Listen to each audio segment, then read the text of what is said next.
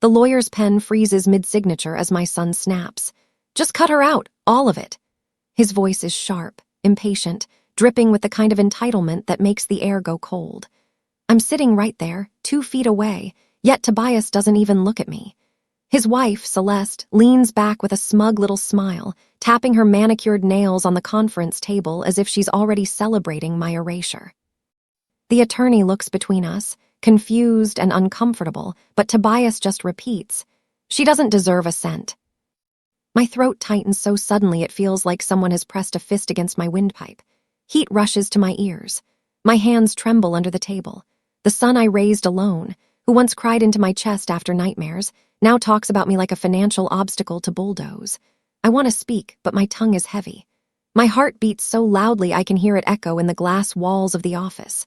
And in that moment, an old truth settles painfully in my chest. This is who he has become. And that is the exact moment I realized. My son told the lawyer to cut me out, but I had a secret to reveal. My name is Patricia Alden, and I am 60 years old. For most of my life, I have been quiet, predictable, the kind of woman who apologizes when someone bumps into her. I worked as an office administrator for 34 years. I packed lunches, paid bills late, skipped vacations, and poured every drop of myself into raising Tobias after his father walked out on us. I believed those sacrifices meant something. I truly did.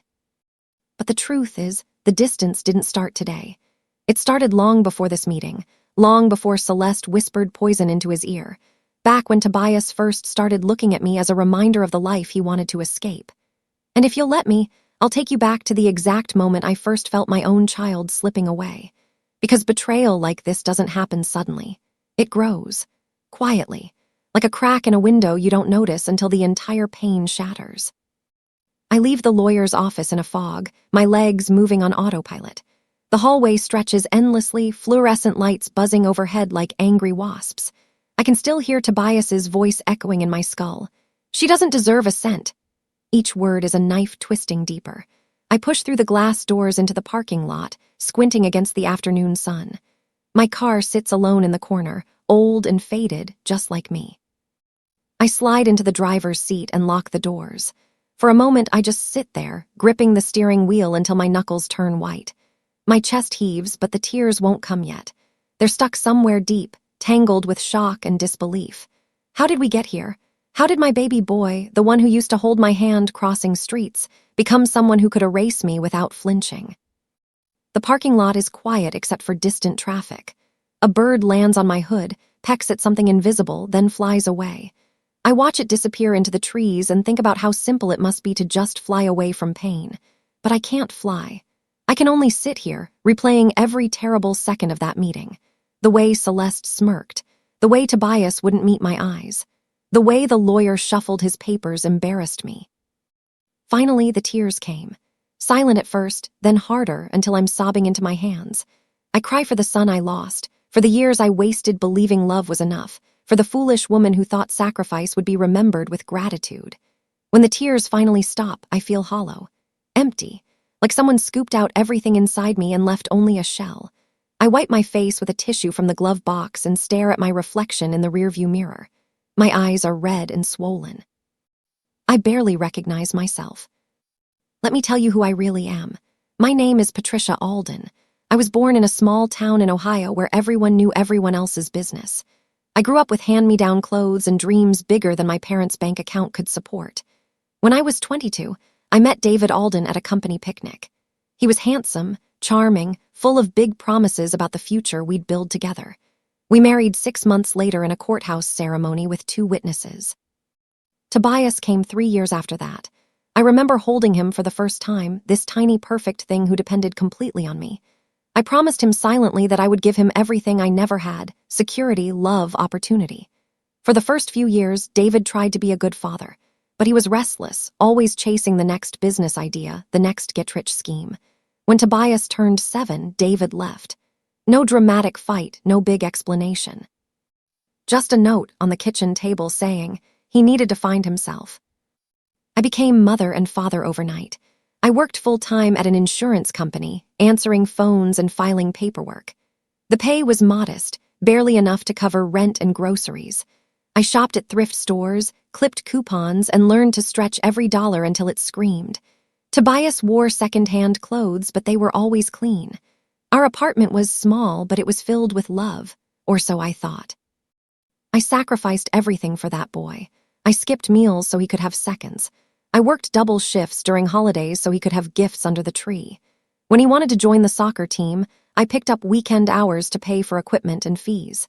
Every choice I made, every penny I saved, every sleepless night, it was all for him. I truly believed that one day he would look back and understand what I had given up. I believed my love would be enough. The first crack appeared when Tobias was in college.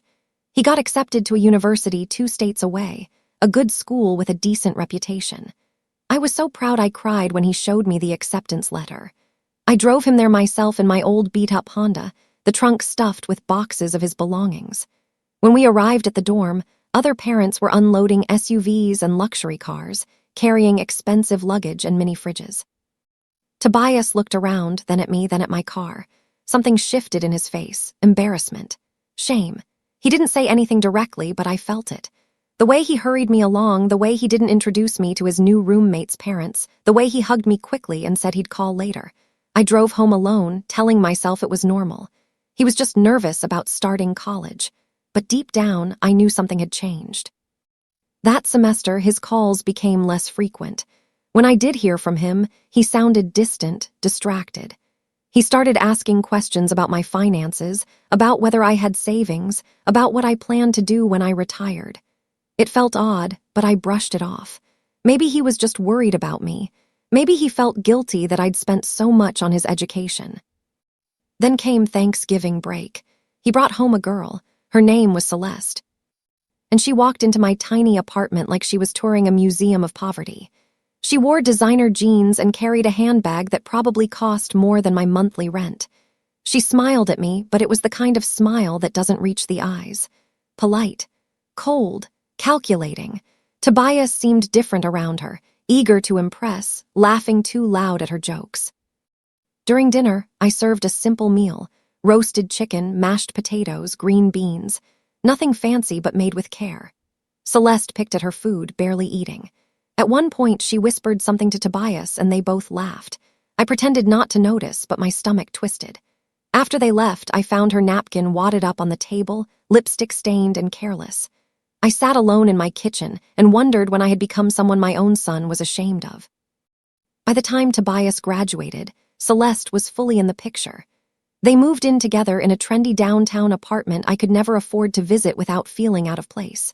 She worked in marketing for some big company, making the kind of money I'd only dreamed about. Tobias got a job at a consulting firm, climbing the ladder fast. They posted photos online, fancy restaurants, weekend getaways, cocktails on rooftop bars. I liked every photo, commented with heart emojis, and tried to stay connected. But the invitations to visit grew rare. When I did come over, Celeste would greet me with that same cold smile, offering tea in expensive china cups while steering the conversation away from anything personal. Tobias seemed nervous around me, like I was an embarrassment he had to manage. Once I brought homemade cookies, the same recipe he'd loved as a child. Celeste thanked me, then I later saw them in the trash, barely touched. The real shift came when they got engaged. The proposal was elaborate. Celeste posted about it endlessly, the ring sparkling in every photo. I wasn't there when it happened. I found out through social media like everyone else. When I called to congratulate them, Tobias sounded distracted. "Thanks, Mom, we'll talk soon." But soon it never came. The wedding planning happened without me. I wasn't asked for input, wasn't invited to dress shopping or cake tastings. I was simply informed of the date and told to show up. At the wedding, I sat in the back. Celeste's family filled the front rows, elegant and loud, talking about their lake house and their vacation properties. I wore my best dress, but it felt shabby next to the silk and diamonds around me. During the reception, Tobias danced with Celeste's mother, gave a toast thanking her family for their support. He didn't mention me once. Not once. I smiled through it all, clapped when everyone else clapped, but inside I was crumbling.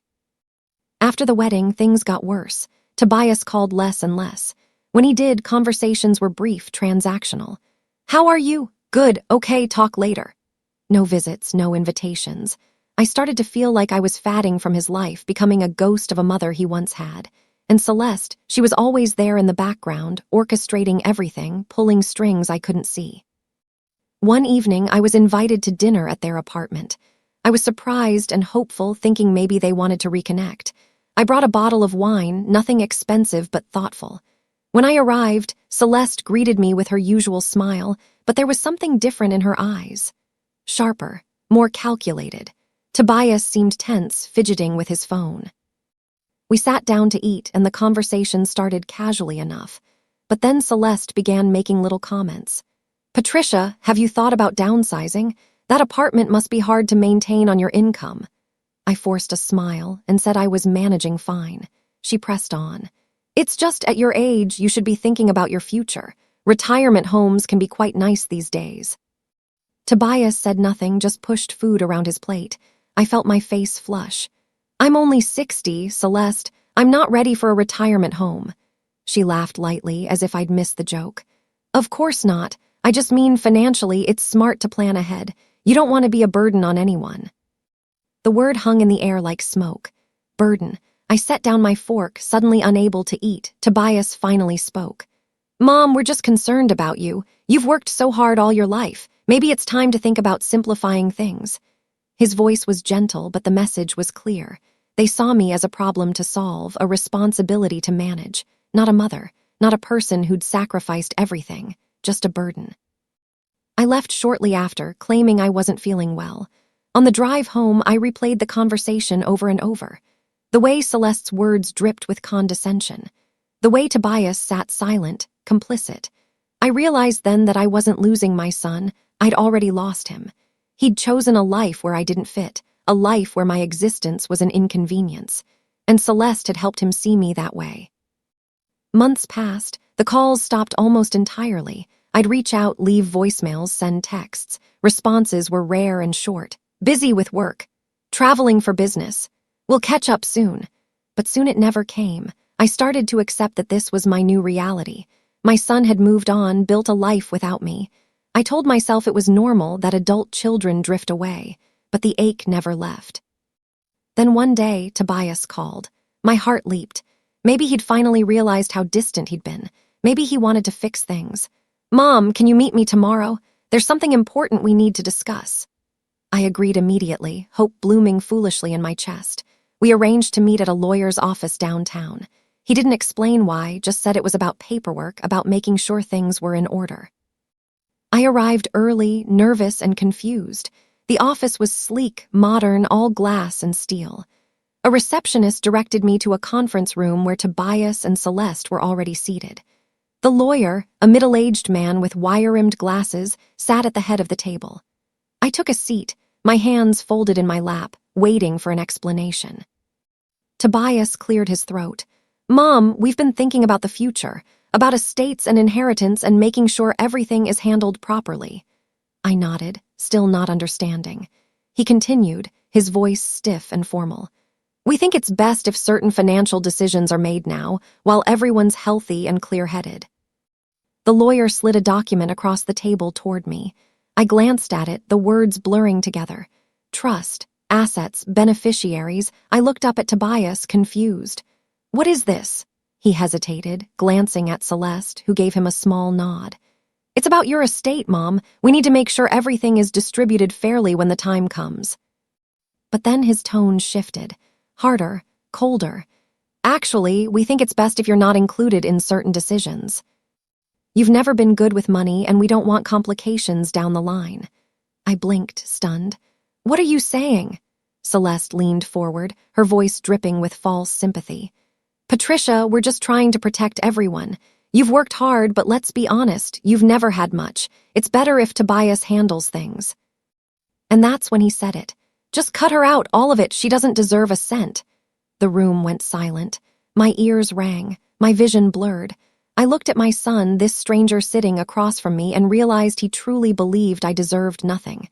Not respect, not gratitude, not even basic decency.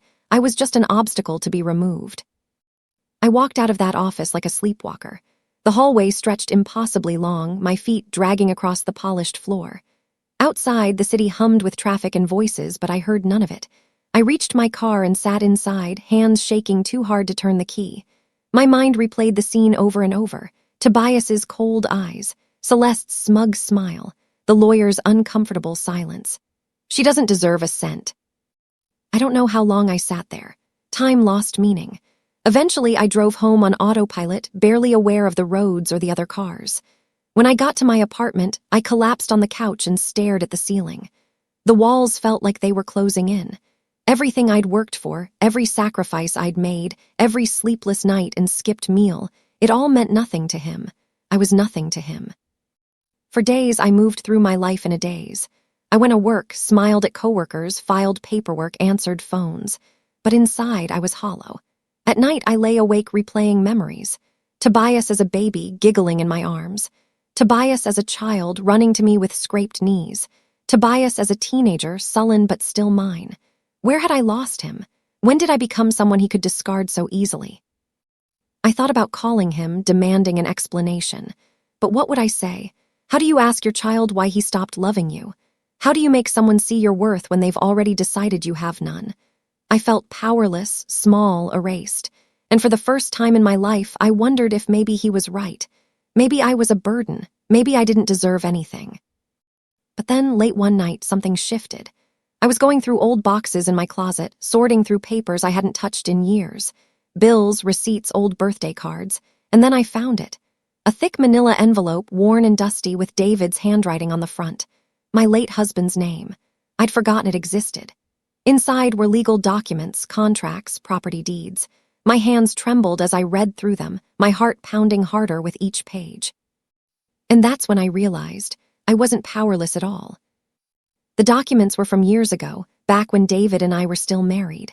Before he left, he'd invested in a small commercial property with a business partner. It was supposed to be a side project, something that might pay off eventually. But after David walked out, I'd forgotten all about it. I assumed the partnership had dissolved, that the property had been sold or lost. I never followed up. Life was too chaotic, too overwhelming with a child to raise alone. But according to these papers, my name was still on the deed. I was listed as a co-owner, alongside David's former partner. The property was in a part of town I barely remembered, a rundown area that had been struggling when we first invested. I stared at the address, my mind racing. Why had David never mentioned this before he left? Why had no one contacted me about it in all these years? The next morning, I called in sick to work and drove to the county recorder's office. I brought the documents with me, my hands shaking as I handed them to the clerk. She typed on her computer, clicked through screens, and then looked up at me with surprise. "Yes, ma'am, you're listed as a co-owner of this property. It's still in your name." My heart pounded. "Is it worth anything?" She pulled up more information, her eyes widening slightly. "Well, that area has been completely redeveloped in the last decade. There's a shopping center there now, some restaurants, a few corporate offices. If your property is part of that development, it could be quite valuable." She gave me a name and number for a property assessor and suggested I contact them immediately. I left the office in a daze, clutching the papers like they were made of gold. Could this be real? Could I actually own something valuable after all these years of struggling? I called the assessor from my car, my voice shaky as I explained the situation. He asked for the property details, put me on hold, then came back on the line. "Ms. Alden, I need to do a full appraisal, but based on the location and current market value, you're looking at a stake worth several $1 million. Several $1 million. The words didn't feel real. I repeated them out loud just to hear how they sounded. Several $1 million. I sat in the parking lot, tears streaming down my face, but this time they weren't tears of sadness. They were tears of shock, disbelief, and something else, hope, maybe even power. I didn't tell anyone. Not Tobias, not Celeste, not even my coworkers. I kept the discovery to myself, guarding it like a precious secret. Over the next few weeks, I met with the property assessor, then a real estate attorney, then a financial advisor. Each meeting confirmed what I'd barely dared to believe. The property had been developed into a thriving commercial complex. My stake, which I'd never known existed, was now worth close to $4 million. $4 million. I'd spent my entire life scraping by, counting pennies, wearing second-hand clothes. And all this time, I'd been sitting on a fortune I didn't even know I had. The irony wasn't lost on me. Tobias and Celeste thought I was broke, useless, a financial burden. They had no idea what I actually owned. The attorney explained my options. I could sell my stake and walk away with a lump sum, or I could hold on to it and collect quarterly payments from the property's rental income. Either way, I was suddenly wealthy, wealthier than I'd ever imagined. Wealthier, even, than Tobias and Celeste with their fancy jobs and expensive tastes. I chose to hold onto the stake and set up a trust. The attorney helped me create a legal structure that protected the asset completely. No one could touch it without my permission. Not Tobias, not Celeste, not any future legal claims. It was mine and mine alone. For the first time in my life, I had power, real, tangible power, and I intended to use it wisely. But I didn't act right away. Instead, I watched. I waited. I attended family gatherings when invited, smiled politely, played the role of the harmless, clueless mother. I let Tobias and Celeste believe they were in control, that their plan to cut me out was progressing smoothly. And all the while, I gathered information, observed their behavior, and prepared for the moment when I would reveal the truth. At a family dinner a few weeks later, I saw just how far they'd fallen into their own arrogance. Celeste hosted at their apartment, serving expensive wine and gourmet food. She talked endlessly about their plans, a bigger house they were buying, fertility treatments they were starting, a business investment Tobias was excited about. Every plan required money. Lots of it. Tobias chimed in, talking about how they were streamlining things with the estate lawyer.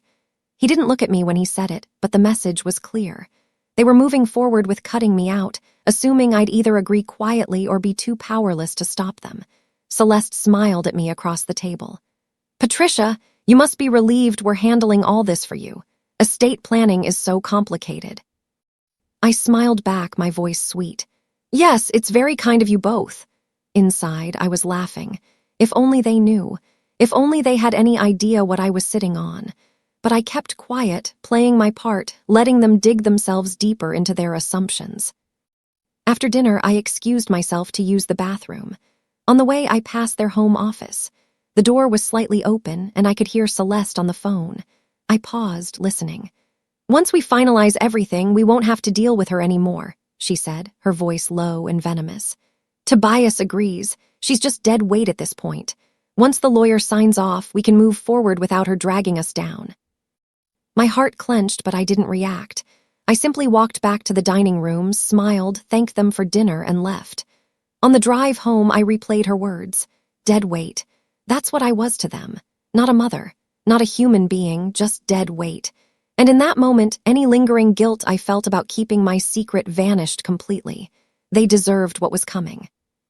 Over the next few months, I became a ghost in my own life. I went to work, came home, and kept to myself. I stopped reaching out to Tobias. If he wanted to talk, he could call me. But he didn't. Neither did Celeste.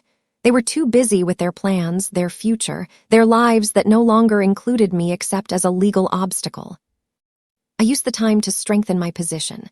I met with my attorney regularly, making sure every document was airtight. I opened new bank accounts, set up automatic transfers from the property's rental income, and watched my balance grow month by month. I bought small things, new clothes, a better car, a nice dinner out. Nothing flashy, nothing that would draw attention, but enough to remind myself that I was no longer the broke, struggling woman they thought I was. One afternoon, I got a call from the estate lawyer Tobias had hired. He asked me to come in for a meeting to finalize some paperwork. I agreed, my voice calm and cooperative, but inside I was smiling. The moment I'd been waiting for was finally here. The meeting was set for the following week. I marked the date on my calendar, circling it in red pen. I spent the days leading up to it rehearsing what I would say, how I would act. I wanted to be calm, composed, and unshakable. I wanted them to see that I was no longer the woman they could push around. The night before the meeting, I barely slept. My mind raced with anticipation, nerves, and something else, a fierce, burning satisfaction. They thought they'd won. They thought they'd erased me, but tomorrow everything will change. Tomorrow I would show them exactly who Patricia Alden really was.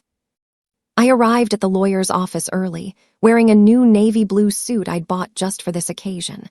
I looked professional, confident, nothing like the shabby, apologetic woman they expected. The receptionist showed me to the same conference room where this nightmare had started. Tobias and Celeste were already there, looking smug and relaxed. They barely glanced at me when I walked in. The lawyer cleared his throat and began going through the paperwork. He explained the terms they'd drawn up, the distribution of assets, the legal language that essentially removed me from any inheritance or decision-making power. Tobias nodded along, his arms crossed. Celeste smiled that cold smile. They thought this was over. They thought I'd just sign. But then the door opened. Another attorney walked in, a woman in a sharp gray suit carrying a leather briefcase. She introduced herself as Margaret Hale, my personal attorney. Tobias's face went pale. Celeste's smile faltered. "What is this?" Tobias asked, his voice tight. Margaret sat down beside me, calm and professional. "I'm here representing Ms. Alden's interests. There are some matters we need to address before any documents are signed." Tobias turned to me, anger flashing in his eyes. "Mom, what are you doing? You can't afford an attorney." I met his gaze evenly, my voice quiet but firm. "Actually, Tobias, I can." Margaret opened her briefcase and pulled out a folder. She slid it across the table to the estate lawyer. "Ms. Alden owns a significant asset that wasn't disclosed in your initial filings. This changes everything." The estate lawyer opened the folder, his eyes widening as he read. Tobias leaned forward, trying to see. "What asset? What is she talking about?" Margaret's voice was smooth and unyielding. "Ms. Alden is the co-owner of a commercial property development currently valued at approximately $4 million. This asset was inherited from her late husband and has appreciated significantly over the past 2 decades. The room went silent. Tobias's mouth fell open. Celeste's face was drained of color. I sat there, hands folded in my lap, watching their world crumble in real time. $4 million. The number hung in the air like a bomb. Everything they'd assumed, every plan they'd made, every cruel word they'd spoken, it all crashed down around them in that single moment. Tobias found his voice first, but it came out strangled and weak. "That's not possible. You don't have anything. You've been broke my whole life." I looked at him, my son, this stranger who tried to erase me. "I didn't know about it either, Tobias. Not until recently. Your father never told me, but it's real and it's mine." Celeste's face twisted with anger. "This is ridiculous. You're lying. You're making this up too." Margaret cut her off, her voice sharp. "I have all the documentation right here. Property deeds, tax records, appraisals. It's all legal and verified. Ms. Alden is not only financially stable, she's wealthy." The estate lawyer looked between us, clearly uncomfortable. "If this is accurate, then the terms we discussed are no longer applicable. Ms. Alden doesn't need your financial oversight or assistance." Tobias stood up, his chair scraping loudly. "This is insane. Mom, why didn't you tell us?" I stood too, finally letting the anger I'd been holding back seep into my voice. "Why didn't I tell you? Because you never asked, Tobias. You assumed. You assumed I was poor, helpless, a burden. You assumed I needed you to manage my life. You never once considered that I might have value beyond what you could see." Celeste tried to recover, her voice sweet and false. "Patricia, this is wonderful news. We're so happy for you. We just want to help you manage." I held up my hand, silencing her. "No, Celeste, you wanted to cut me out. You wanted to erase me. I heard you. I heard everything you said about me. Dead weight. Financially useless. Not worth a cent." Her face went red. Tobias looked at the floor, unable to meet my eyes. Margaret gathered her papers, her expression coolly satisfied. "My client has already established a trust to protect her assets. No one has access without her explicit permission. And frankly, after reviewing the circumstances, I'd advise Ms. Alden to reconsider any involvement with individuals who have shown such disregard for her well-being." I nodded. "I agree." And with that, I turned and walked out of the office, Margaret beside me. Behind us, I could hear Tobias calling my name, his voice desperate, panicked. But I didn't stop. I didn't turn around. I just kept walking, one foot in front of the other, toward the door and the rest of my life. The weeks that followed were strange and surreal. Tobias called constantly, leaving long, rambling voicemails. Mom, please, we need to talk. I didn't mean it. Celeste was just stressed. Please call me back. I listened to each one, then deleted them. Celeste sent texts, some apologetic, some angry. You're tearing this family apart. How can you be so selfish? I blocked her number. I focused on myself for the first time in decades. I hired a financial planner who helped me invest wisely, ensuring I'd be comfortable for the rest of my life. I started looking at condos near the coast, places with ocean views and quiet neighborhoods. I imagined waking up to the sound of waves, reading books on a balcony, finally living for myself instead of for someone else. One evening, I got a call from a number I didn't recognize. I almost didn't answer, but something made me pick up. It was the estate lawyer. His voice was apologetic, almost embarrassed.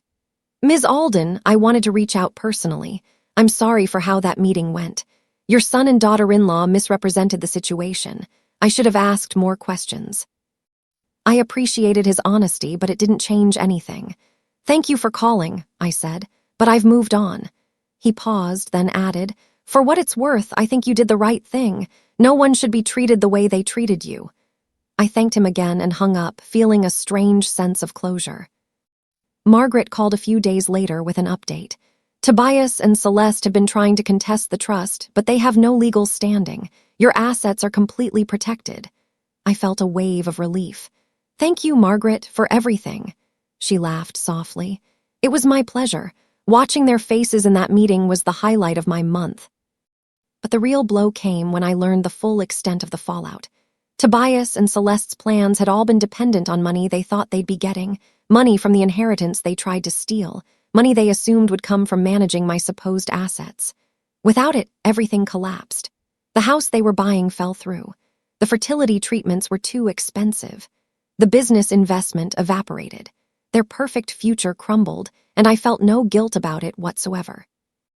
Months passed, and I settled into my new life. I bought a beautiful condo overlooking the ocean, just like I'd dreamed. The walls were painted soft blues and whites, calming and peaceful.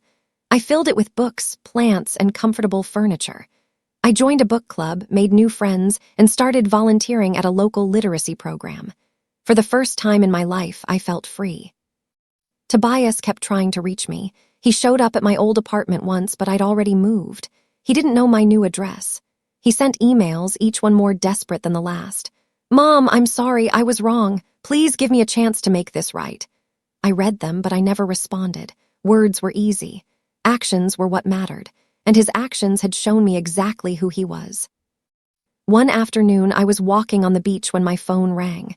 It was a number I didn't recognize, but something told me to answer. It was Tobias's voice, shaky and broken. Mom, please, just 5 minutes, that's all I'm asking. I stopped walking, the sand warm under my feet, the waves crashing nearby. What do you want, Tobias? He took a deep breath. I want to apologize, really apologize. Not because I want your money or because I need something, but because I was wrong. I treated you horribly. I let Celeste poison me against you. I stopped seeing you as my mother and started seeing you as an obstacle. And I'm so sorry. His words hung in the air. I wanted to believe him. Part of me ached to forgive him, to rebuild what we'd lost. But another part of me, the part that had been broken and dismissed and erased, wasn't ready. Tobias, I appreciate the apology, but sorry doesn't undo what you did. It doesn't erase the words you said or the way you made me feel. He was crying now. I could hear it in his voice. I know I can't undo it, but I want to try. I want to be your son again. Please, Mom, please give me a chance. I closed my eyes, listening to the ocean, feeling the wind on my face. I need time, Tobias. I need to heal. Maybe one day we can talk, but not now, not yet. He started to protest, but I hung up.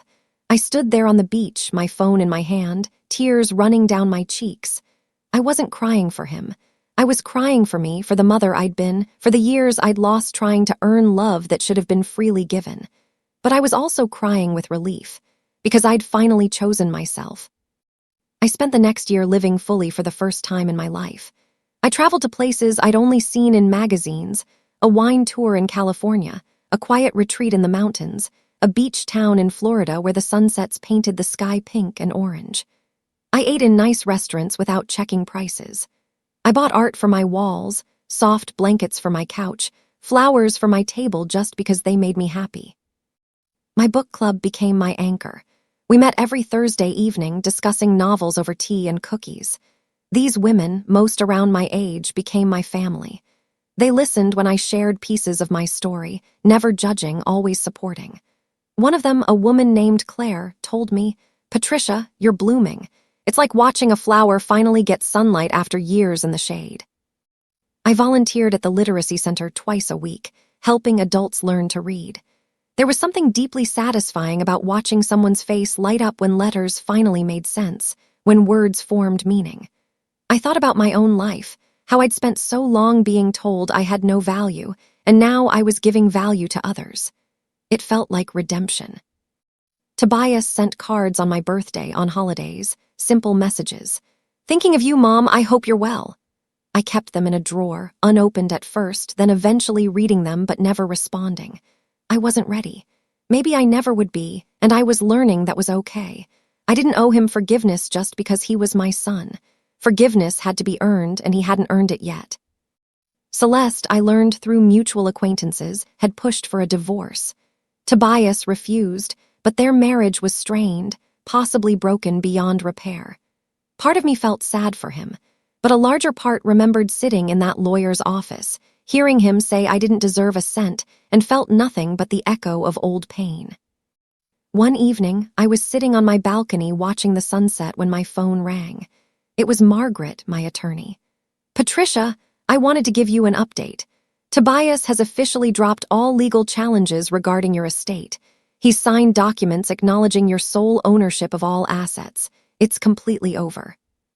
I exhaled deeply, feeling a weight I didn't know I was still carrying lift from my shoulders. "Thank you, Margaret, for everything." She paused, then added gently, "He also asked me to pass along a message. He said he understands if you never want to speak to him again, but he wants you to know he's getting help. Therapy. He's trying to understand why he became the person he became." I sat with that information, turning it over in my mind. Therapy was a start, maybe a genuine start, but it didn't change what had happened. It didn't erase the hurt. "Thank you for telling me," I said finally, "but I'm still not ready." Margaret understood. We said our goodbyes and I hung up.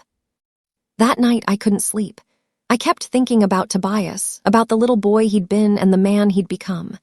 I thought about the moments that had led us here, every missed connection, every cruel word, every choice that pushed us further apart. And I realized something important. I could acknowledge his pain without taking responsibility for fixing it. His journey was his own now. The next morning, I went to the beach early, before the tourists arrived. I walked along the shore, letting the water wash over my feet. The ocean had always made me feel small in a good way, like my problems were just tiny specks in a vast universe. I thought about forgiveness, about what it meant, about whether I even wanted it. And I realized forgiveness wasn't about him. It was about me. It was about releasing the anger so it wouldn't poison my new life. But forgiveness didn't mean reconciliation. I could forgive Tobias for becoming someone cruel and still choose not to have him in my life. I could acknowledge his apology and still protect my peace. That realization felt like freedom. I didn't have to choose between being angry and being used. I could simply choose myself. A year and a half after that terrible meeting in the lawyer's office, I received a letter. Not an email or a text, but an actual handwritten letter, delivered to my new address. I didn't know how Tobias had found me, but there it was, his familiar handwriting on the envelope. I almost threw it away, but curiosity got the better of me. I opened it carefully, unfolding the pages. It was long, several pages of small, cramped writing. He wrote about his childhood, about how he'd always felt the weight of my sacrifices, how it had made him feel guilty and suffocated. He wrote about meeting Celeste, about how her confidence and wealth had made him feel like he could finally be someone important, someone who wasn't defined by poverty and struggle. He wrote about the shame he'd felt bringing her to my apartment, about how he'd started seeing me through her eyes, as someone small and unfortunate. He wrote about how that shame had twisted into resentment, how he'd convinced himself that I'd held him back, that my struggles were somehow my fault. He wrote about the moment in the lawyer's office, about how he'd felt powerful saying those words, like he was finally cutting ties with a past he wanted to forget. But then he wrote about the moment I'd revealed the truth, about the property, about the money. He wrote about how it hadn't been the money that shattered him. It was realizing he'd become someone who could treat his own mother like garbage. He wrote about the months after, about how his marriage had fallen apart, about how he'd lost the house and the business deal, and all the plans he'd built on assumptions and arrogance.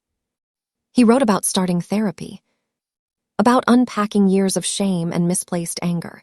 He wrote about understanding, finally, what I'd given him, what I'd sacrificed, what he'd thrown away. And at the end, he wrote, "I don't expect you to forgive me. I don't expect anything. I just needed you to know that I see you now. I see who you really are, and I'm ashamed it took losing you to finally open my eyes. You deserved so much better than the son I became." I sat with the letter for a long time, reading it over and over. It was honest, raw, painful. It was the apology I'd needed to hear a year ago. But now, sitting in my beautiful home, surrounded by the life I'd built, I realized something. I didn't need his apology anymore. It was nice to have, validating even. But my healing didn't depend on it. I'd already healed without him. I didn't respond to the letter right away. I tucked it into a drawer and went about my life. Weeks passed. I went to a book club, volunteered at the literacy center, had coffee with Claire and the other women who'd become my chosen family. I traveled to Arizona to see the Grand Canyon, something I'd always wanted to do but never had the time or money for. I stood at the edge of that vast, beautiful chasm and felt grateful for every choice that had led me here. One evening, Claire asked me about Tobias. We were sitting on her porch, drinking wine, watching fireflies dance in the gathering darkness. "Have you thought about reaching out?" she asked gently. I nodded. "I have, but I don't know what I'd say. Part of me wants to rebuild something with him, but another part of me is afraid. Afraid I'll fall back into old patterns, afraid he'll hurt me again." Claire took a sip of her wine, thoughtful. "You know, forgiveness doesn't have to mean letting someone back into your life fully. It can mean accepting what happened and choosing what role, if any, you want them to have moving forward. You get to decide. And whatever you decide, it's the right choice." Her words settled into me like the truth. I have to decide, not Tobias, not Celeste, not some obligation of motherhood or family, just me. And that was powerful. I thought about what I wanted. Did I want my son back in my life? Maybe. Someday. But on my terms, with boundaries, with the understanding that I would never again sacrifice my peace for his approval. A few days later, I sat down and wrote a letter back. I kept it short. "Tobias, I received your letter. I appreciate your honesty and your apology. I'm glad you're getting help and working on yourself, but I'm not ready to rebuild our relationship yet. I need more time. Maybe in the future we can talk. But for now, I need to focus on my own healing. I hope you understand. Mom." I mailed it the next morning. I didn't expect a response, and I didn't get one right away. But a week later, I received a short text. "I understand. Take all the time you need. I love you, Mom." I read it, felt a small warmth in my chest, but I didn't reply. Love was more than words. It was actions, consistency, respect. And I'd learned the hard way not to accept less than I deserved. 2 years after the lawyer's office confrontation, I was living a life I'd never imagined possible. My condo had become a sanctuary, filled with light and warmth and the sound of ocean waves.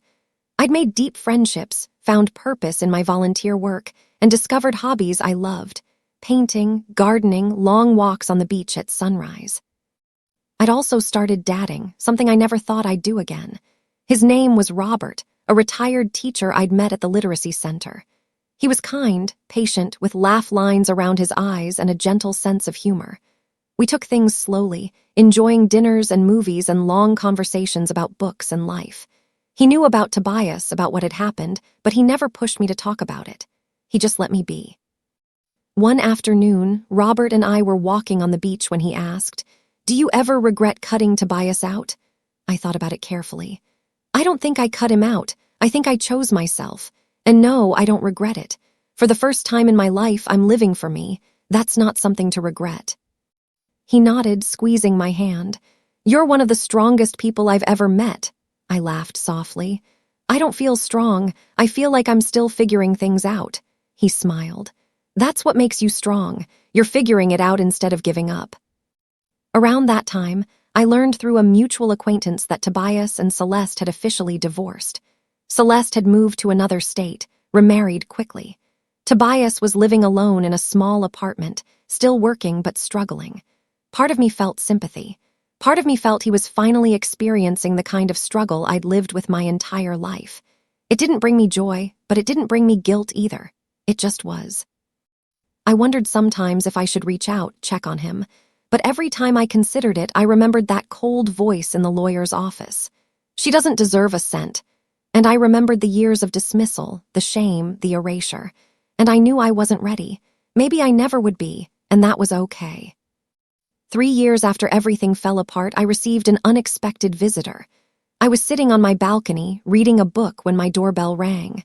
I wasn't expecting anyone. I opened the door cautiously and found Tobias standing there. He looked different, older, thinner, tired. His eyes were red-rimmed, like he hadn't slept well in a long time. "Mom," he said quietly, "I know I shouldn't just show up, but I needed to see you, just to see that you're okay." I stood in the doorway, conflicted. Part of me wanted to slam the door, protect the peace I'd built. But another part of me, the part that remembered holding him as a baby, wanted to invite him in. "How did you find me?" I asked. He looked down. "I hired someone. I know that sounds creepy, but I just needed to know you were safe, that you were happy, and then I couldn't stop myself from coming." I studied his face, looking for signs of manipulation, of ulterior motives, but all I saw was exhaustion and regret. I stepped back, opening the door wider. "You can come in, but just for a little while." He nodded, stepping inside carefully like he was walking on sacred ground. He looked around at my home, the art on the walls, the plants, the view of the ocean, and his eyes filled with tears. "It's beautiful, Mom. You deserve this." We sat on the couch, an awkward silence between us. Finally, he spoke. "I don't expect you to forgive me. I just wanted you to know that I'm not the person I was. I've been working on myself, really working. Therapy, support groups, all of it. And I've realized so many things I wish I'd understood years ago." I listened, my hands folded in my lap. "Like what?" He took a shaky breath. "Like how much you gave up for me. Like how I let shame and fear turn me into someone cruel. Like how I destroyed the most important relationship in my life, because I was too proud to see what was right in front of me." Tobias stayed for an hour. We didn't talk about the money or the inheritance or the legal battles. We talked about small things, his job, my volunteer work, the book I was reading.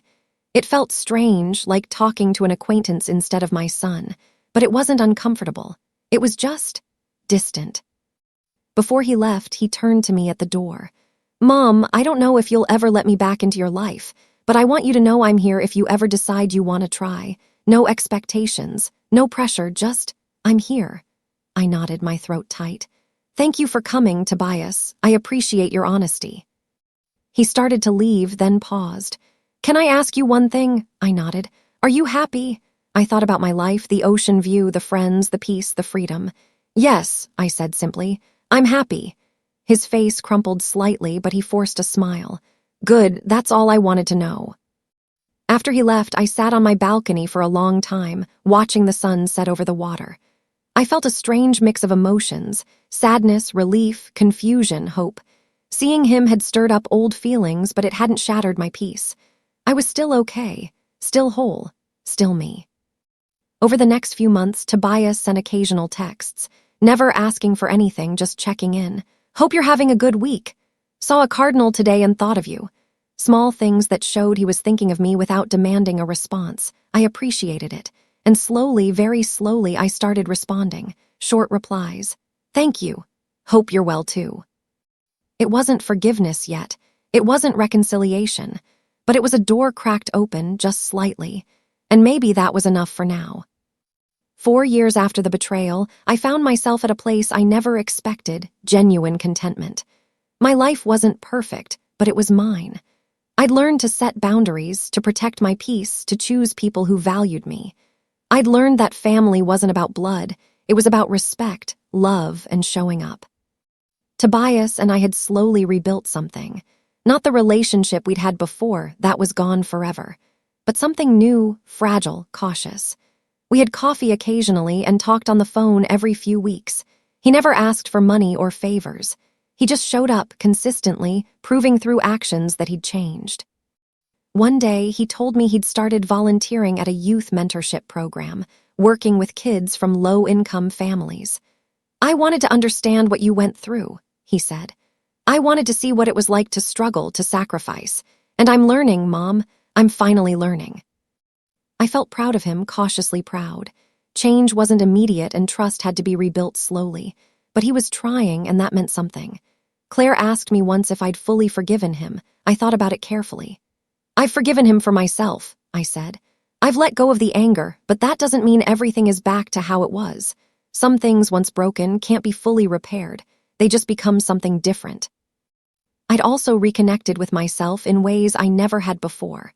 I'd started writing, journal entries at first, then essays about my experiences. A local magazine published one about financial independence and setting boundaries.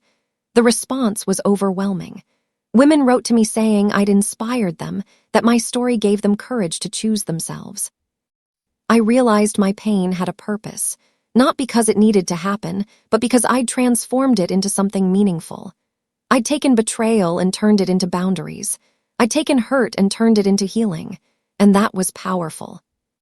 5 years after sitting in that lawyer's office, I stood on my balcony watching another sunset. Robert was beside me, his arm around my shoulders. Tobias was coming for dinner tomorrow, our first real family meal in years. I was nervous, but also hopeful. We'd come a long way, all of us. The doorbell rang unexpectedly. Robert went to answer it while I stayed on the balcony. A moment later, he returned with a delivery, a large package. I opened it carefully and found a framed photo inside. It was old, faded, a picture of me holding baby Tobias in the hospital, my face exhausted but glowing with love. There was a note attached in Tobias's handwriting. "This is the mother I remember, the one who gave everything. I'm sorry it took me so long to see her again. Thank you for not giving up on me, even when I gave up on you. I love you, Mom." Tears streamed down my face, but they were different tears than the ones I'd cried in that parking lot 5 years ago. These were tears of healing, of closure, of a circle slowly completing itself. I showed Robert the photo, and he smiled, pulling me close. "You did good, Patricia. You chose yourself, and look what happened. You didn't just survive, you thrived." That night, I wrote in my journal, "When people show you how small their hearts are, don't shrink yours to fit inside. Grow and let them watch from a distance they created." It was a lesson I'd learned the hard way, but it had saved my life. And now, maybe, it could save someone else's too. Today, I live a life I once thought was impossible. I wake up in my Ocean View condo, spend mornings volunteering, afternoons with friends, evenings with Robert. Tobias and I talk regularly now. It's not perfect. We still have difficult conversations, still navigate old wounds. But we're trying, both of us. And that's more than I ever expected. The $4 million changed my circumstances, but it didn't change who I was. I'm still Patricia Alden, careful with money, kind to strangers, someone who values people over possessions. But I'm also different. Stronger, more certain of my worth. I know now that love shouldn't come with conditions, that family should build you up instead of tearing you down. I think about that day in the lawyer's office sometimes. The shock, the pain, the moment everything shattered. And I'm grateful for it, not because it was good, it was terrible, but because it forced me to see the truth. It forced me to choose myself, and that choice saved me. Last week, I spoke at a women's financial empowerment workshop, sharing my story. Afterward, a young woman approached me, tears in her eyes. "My family treats me like you were treated," she said. "I didn't know I could say no." I took her hands, looked her in the eyes, and said what I wished someone had told me years ago. "You can always say no. Your worth isn't determined by what you give. You are valuable just as you are." She hugged me, and I felt the circle complete. My pain had purpose. My story had power, and I was finally truly free. What would you do in this situation? If your own child tried to erase you, would you fight back or walk away? I'd love to hear your thoughts in the comments below. Your experiences matter. And sharing them helps all of us heal. If this story resonated with you, please hit that like button and subscribe for more real stories about choosing yourself, setting boundaries, and finding strength you didn't know you had. Thank you for being here with me today. Your support means everything.